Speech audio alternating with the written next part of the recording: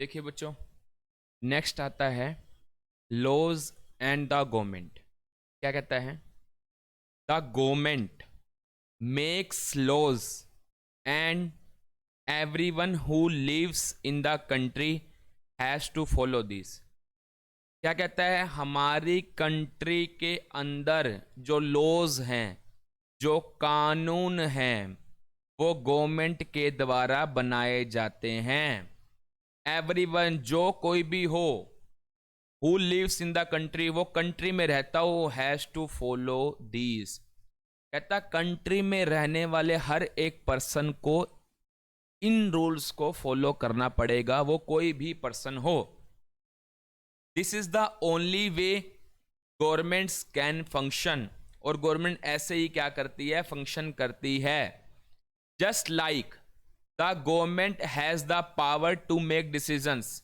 जैसे आपने अब तक पढ़ा कि गवर्नमेंट के पास पावर है क्या करने की? डिसीजन लेने की। Similarly it has the power to enforce its decision. Government के पास यह भी पावर है कि गवर्नमेंट इन डिसीजंस को एनफोर्स भी करवा सकती है, लागू भी करवा सकती है। फॉर एग्जाम्पल देखो क्या कहता है। There is a law. यहां पर एक लॉ है दैट सेज, लॉ क्या कहता है? दैट की all persons driving a motor vehicle must have a licence. कोई भी पर्सन जो व्हीकल ड्राइव कर रहा है उसके पास क्या होना चाहिए? लाइसेंस होना चाहिए। एनी पर्सन, कोई भी पर्सन कोर्ट पकड़ा जाता है ड्राइविंग अ व्हीकल, ड्राइव करते हुए किसी व्हीकल को विदाउट अ लाइसेंस, बिना लाइसेंस के, कैन इधर बी जेल्ड, या तो उसको जेल हो सकती है, और fine a large some of money, या उसको क्या है? एक फाइन लगाया जा सकता है काफी बड़ी अमाउंट का। Without these laws the government's power to make decision is not of much use. कहता है बिना इन लॉज के गवर्नमेंट की जो पावर है to make decision is not of much use. देखो क्या कहता है। अभी तक हमने क्या पढ़ा सर? गवर्नमेंट के पास क्या है? डिसीजन लेने की पावर है। सर यदि कोई डिसीजन को ना माने तब भी गवर्नमेंट का के पास कुछ पावर है?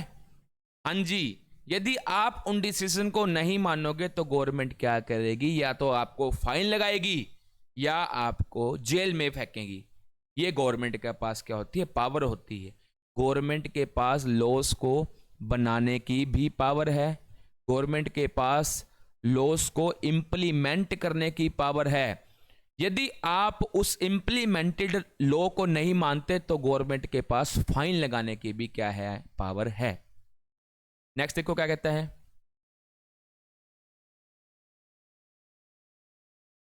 इन एडिशन, इसके अलावा, to any actions that government can take, there are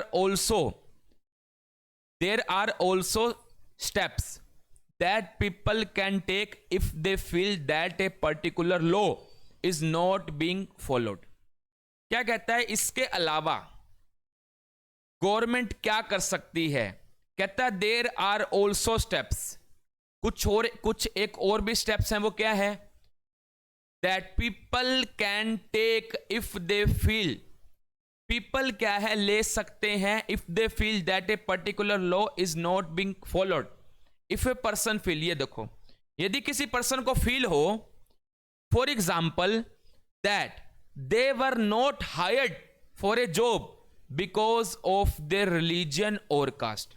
यदि किसी पर्सन को यह फील हो कि सर मेरे को जॉब पर नहीं रखा जा रहा, क्यों नहीं रखा जा रहा?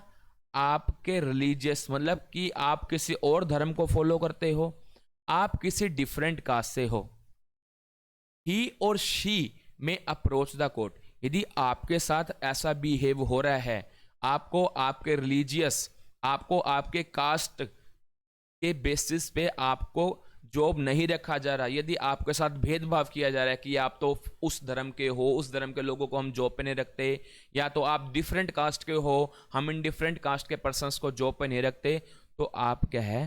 कोर्ट में अप्रोच कर सकते हो, आप उनके खिलाफ कोर्ट में जा सकते हो। एंड क्लेम, और क्या बोल सकते हो, that the law is not being followed, कि भाई आप जज को बोल सकते हो कि भाई ये क्या है, कंपनी वाले या कोई जहां पर भी आप जॉब लेने गए हो उनके खिलाफ कोर्ट में बोल सकते हो कि भाई ये क्या कर रहे हैं, लॉस को फॉलो नहीं कर रहे। लॉ क्या कहता है हमारे इंडिया के अंदर कि भाई कोई भी धर्म का, कोई भी कास्ट का, कोई भी पर्सन हो, अगर वो जॉब मांगने के लिए आता है, अगर जॉब अवेलेबल है तो आपको उसको जॉब देनी पड़ेगी। ये नहीं कि भाई हम इस कास्ट को और हम इस धर्म वाले को जॉब नहीं देते, आप ऐसा नहीं बोल सकते, क्योंकि इंडिया के अंदर क्या है, डेमोक्रेसी है। डेमोक्रेसी के अंदर क्या होता है, कोई भेदभाव नहीं किया जाता। और इंडिया क्या है, एक सेकुलर कंट्री है। सेकुलर कंट्री के अंदर क्या होता है सर, सभी धर्मों का, सभी रिलीजियस की रिस्पेक्ट की जाती है, कोई भी एक रिलीजियस फिक्स नहीं होता।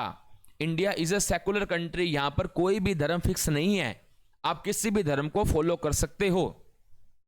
The court can then give orders about what should be done. तब गवर्नमेंट क्या करेगी, उस कंपनी को या उस पर्सन को ऑर्डर देगी कि भी आप ये गलत कर रहे हो, आपको धर्म और कास्ट के बेसिस पे डिस्क्रिमिनेशन नहीं करना चाहिए। थैंक यू बच्चों।